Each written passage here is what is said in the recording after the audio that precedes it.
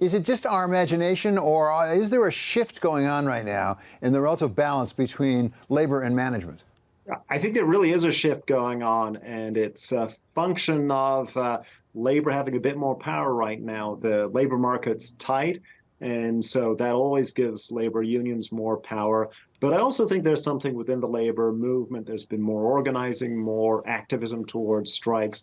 And so all these things are combining to give labor some more power than it's had for a while.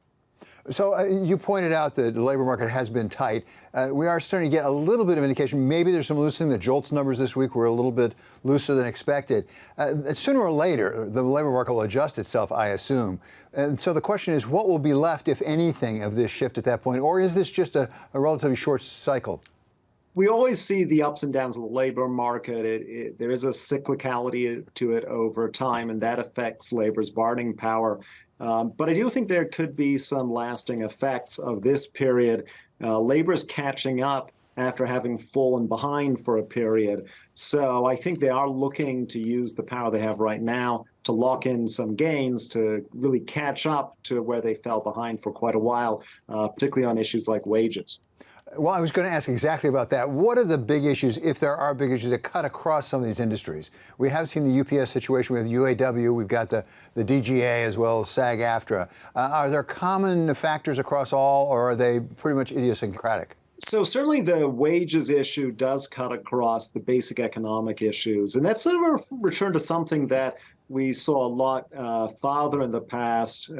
There wasn't a lot of wage gains for a while. There was more focus on benefits and bargaining, but wages have really come back. Certainly during the higher inflation period, wages became more front and center. I do think there's a few other things going on across different industries. Technology matters. AI as a threat to the writers and screen actors is an example of that. The electric battery expansion that we're seeing in the auto industry is an example in that industry of technology changing things. So I think that's a common theme we're seeing as well. I was going to ask about technology specifically. As you say, AI with respect to the writers, and then we have EVs with respect to the car companies. Have we had other instances in history, as you go back, where both sides, labor and management, knows there's going to be a fundamental shift? It's hard to know what's on the other side. How do you provide for that in a collective bargaining agreement? Absolutely. We have seen over really the course of labor history that technology and changes in how it affects work have been one of the real central drivers of change. And it can change it in perhaps unexpected ways. One of the most famous things was in the mining industry. The president of the Mine Workers Union back in the 40s and 50s made a kind of conscious decision that technology was going to take away a lot of jobs, but what they were going to do was bargain for higher wages. So there'd be fewer workers, but they'd be paid better. And so labor has choices to make about how they're going to adjust to technological change. I wonder if labor also has to think about, at least the possibility of, I'll put it this way, killing the golden goose, the goose that laid the golden egg. Because we are not that far past the time in the auto industry where we're looking at bankruptcy for two of the majors. Maybe Ford would have followed at some point. Do the union have to really take into account if they push too hard, too fast, they could drive the auto companies to bankruptcy again? Well, the auto unions absolutely need to come up with a deal that does help ensure the future of the American auto companies. And we've seen this story before. We go back to the 80s when Honda, Toyota, the Japanese car companies, were really taking it to the American automakers through more fuel-efficient, higher quality vehicles. And the American companies had to respond to protect what jobs they could and to be a significant part of the industry. I do think there's a real danger again right now with a transition to electrical vehicles.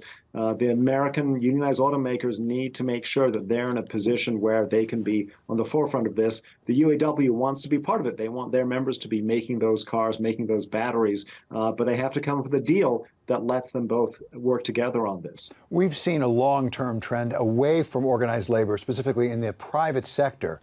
Do you think some of the factors, whether it's technology or otherwise, might turn that around to some extent?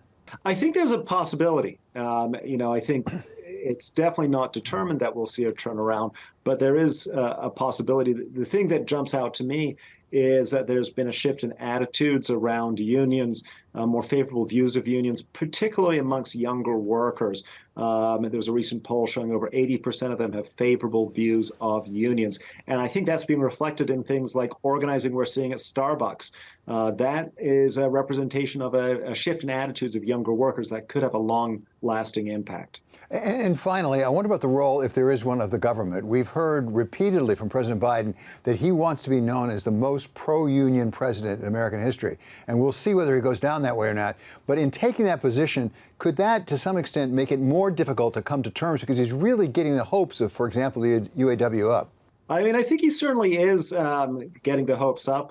He's setting down that marker of saying that, I am in favor of unions, and I think that's important. He's certainly the most rhetorically supportive of unions since FDR. As to whether that will backfire in some sense, I'm not sure it will. We certainly saw last year with the railroad threatened strike that Biden seems to take a balanced approach. As well as being pro-union, he does believe in collective bargaining, reaching a deal. So, I think there's still opportunities for cooperation and reaching deals.